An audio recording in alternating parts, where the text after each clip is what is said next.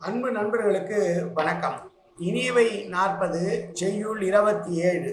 தானம் கொடுப்பான் தகையாண்மை முன்னினிதே, மானம் படவரின் வாழாமை முன்னினிதே, ஊனம் கொண்டாடார்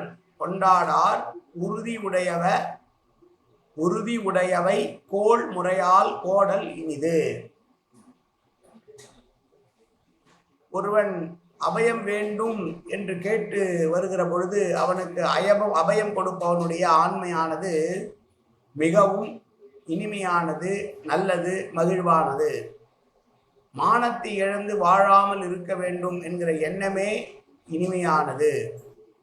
குற்றம் கூறாதவரின் உறுதி இனியது, நன்மையானவற்றை முறைப்படி பெறுதலும் இனிது என்று சொல்லுகிற செய்யுள் இந்த செய்யுள்.